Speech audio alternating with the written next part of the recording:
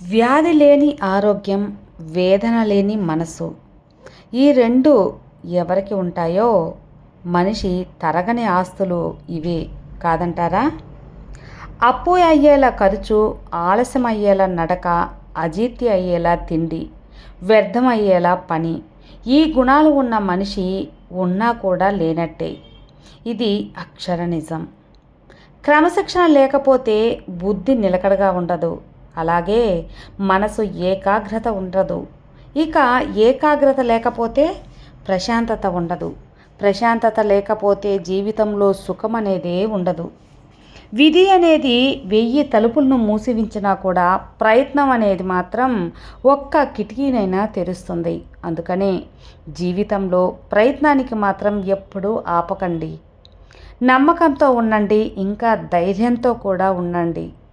ఇల్లు చిన్నదైనా మనసు పెద్దదిగా ఉండాలి. గుండె గుప్పెడంత అయినా ఆ గుండెలో కొండంత ప్రేమ ఉండాలి.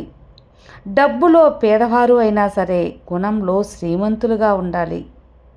ఇదే మనిషి మంచి గుణం. నీ బాధల్లో భాగం పంచుకోలేని మిత్రుడు నీ విజయంలో భాగం మారతాడని ఎలా అనుకుంటావో అలా ఎప్పుడూ అనుకోకు. ఎంత అరగదీసినా గంధపు చెక్క పరిమళాన్ని కోల్పోదు.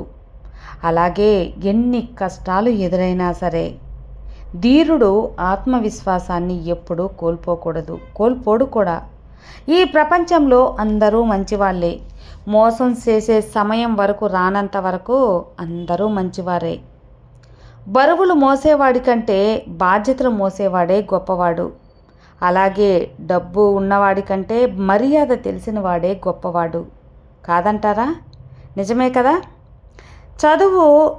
చదువు ద్వారా సంస్కారం, అలాగే అనుభవం, గుణపాఠం నేర్చుకున్నవాడు జీవితంలో ఎప్పటికీ ఓడిపోడు. జీవితంలో ప్రతి ప్రశంసకు సమాధానం వినయం ఉండాలి. ఇక ప్రతి విమర్శకు సమాధానం విజయం కావాలి. అర్థమైందా?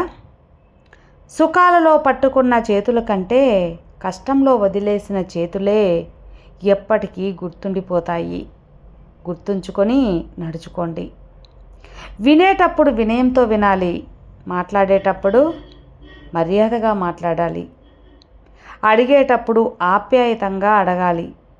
సమాధానం చెప్పేటప్పుడు మాత్రం సంస్కారంతో చెప్పాలి. ఇది మనిషి నైజంగా మార్చుకోవాలి. బ్రతిమలాడితే దక్కకూడదు ప్రేమ, బిచ్చం అడుక్కోకూడదు అభిమానం, అడిగితే పొందకూడదు బాధ్యత, అర్థమయ్యేలా నచ్చ చెప్పకూడదు భావాలని. అన్నీ తెలిసినట్లు మాటలకు మాట మాట్లాడేవాడు మేధావి అనిపించుకోడు. ఏమీ తెలియనట్టు మౌనంగా నిలబడి వినేవాడు మూర్ఖుడు కూడా కాదు. పడిపోతే అవమానంగా భావించవద్దు. ఎందుకంటే అప్పుడే కదా తెలిసేది చెయ్యిచ్చి పైకి తీసుకునేదెవరో, లేదా చెయ్యి చూపించి హేళన చేసేది ఎవరో అని. వ్యక్తిత్వం లేని వారి మాట, మానవత్వం లేని వారి ప్రేమ, స్థిరత్వం లేని వారి సలహాలు నమ్మితే జీవితంలో విషాదమే మిగులుతుంది. బాధ్యత లేని సంబంధం, నిజాయితీ లేని ప్రేమ, ఇంకా యోగ్యత లేని స్నేహం, నమ్మకం లేని జీవితం ఎప్పటికీ శాశ్వతం కాదని గుర్తుంచుకోండి. అవి ఎప్పుడైనా విడిపోవచ్చు. జాగ్రత్తగా ఉండాలి.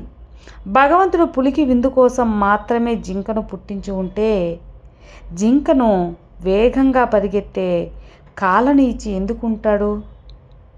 సమస్యని ఇచ్చిన వాడే పరిష్కార మార్గాన్ని కూడా చూపుతాడు. ఖచ్చితంగా భగవంతుడు పరిష్కారాన్ని సమస్య కోసమే కనిపెట్టాడు. ఆ సమస్యకు పరిష్కారం తప్పకుండా ఇస్తాడు, దొరుకుతుంది కూడా.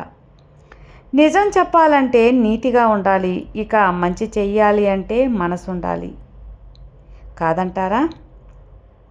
100 కుక్కలు ఒకటైతే ఒక్కసారి మొరిగినా కూడా ఒక సింహ గర్జనకు సమానం కాదు. అలాగే ఎంతమంది గట్టిగా అరిచి ప్రచారం చేసినా ఒక్క నింద ఎప్పుడూ నిజం కానే కాదు. నిందించడం తేలికే, కానీ ఆ నిందను భరించడమే చాలా కష్టం. నీతులు వల్లించడం కూడా తేలికే, అవి ఆచరించడమే కష్టం. అబద్ధం చెప్పడం తేలికే, నిజాన్ని దాచడమే కష్టం. కాదంటారా? ఈ అక్షర సత్యాలు కదా.